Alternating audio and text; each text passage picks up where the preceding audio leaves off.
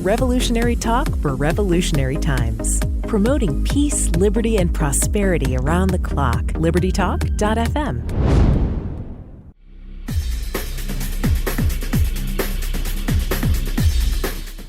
Welcome to Living in the Solution with Dr. Elena George. Today we have a guest that hasn't been with us for a while, but he's one of my favorite people. I respect him highly. And with the climate that we're experiencing economically, it's a challenge. I'm not sure we have a lot that we can hang our hat on. You watch TV, they don't help you. Basically, if you're a small business owner, you're kind of out there on your own. So I wanted to have Mr. Kerry Lutz come back and speak with us. He's the founder of the Financial Survival Network, and he's a student of Austrian Economics since 1977. He attended Pace University, and while there, he stumbled upon an extensive cache of Austrian economic literature in dark, musty, abandoned section of the school's library. He graduated from the New York Law School, and he became an attorney and lifelong serial entrepreneur. His diverse career has included running a legal printing company, practicing commercial law and litigation, and founding a successful distressed asset investment company.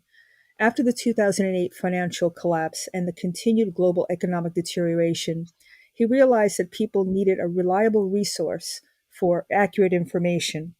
Believing that inflation would eventually run rampant, he dedicated himself to helping people protect and preserve their wealth. And that's one of the things that we're going to speak about today. And I'm really looking forward to picking his brain because as a small business owner, it's one of those things where you have to be nimble, think on your feet, and be adventurous and quite frankly, fearless. So, Kerry, I want to thank you so much for joining me today because our conversation, I think, with everything going on, is very timely. Hey, well, it's always a pleasure to come on your show, Dr. George. I think you do amazing things, and I'm really proud to be a part of it. Well, thank you so much. For it.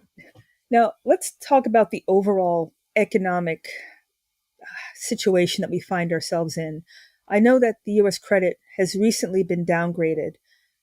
How is that affecting us? If we're getting a rosy picture on one side telling us inflation is down and the jobs creation is up, but what does that main thing mean, a credit downgrade? How would that affect a business owner? Well, it's just acknowledging what everybody knows already, and that is that the current course of the U.S. government, of its finances, of the country, is completely unsustainable. And so they can't come down and really downgrade the U.S., so you nick them a little bit and hope that they might wake up as a result of your warning, your admonition. Does that mean that it costs more money to borrow? Is that making maybe the pot? They manipulate the interest rates, so I don't know that it's really going to raise rates. And a while ago, I think it was Moody's, like 13, 14 years ago, while Obama was president, downgraded the U.S. to AA+. And, they didn't do anything as a result of it. And I didn't notice anything really changing. So I can't say that anything will be different, really. But I guess enough downgrades and everybody loses faith. So it is a reduction or diminution in the confidence in the government and accordingly the dollar.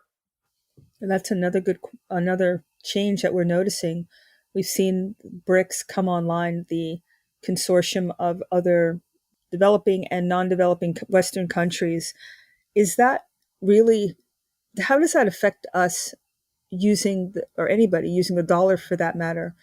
Is it going to make our money less valuable? Is it going to give us less bargaining and purchasing power? It's one of those things. I'm not sure it means anything yet, but it could come to mean something. I think that the BRICS countries have been some of the worst performing economies in the world. And the idea that they're going to put together a purportedly gold-backed currency, and where's the gold kept? And it's a transnational currency. I don't know that they're going to be able to pull it off. And nobody trusts China now.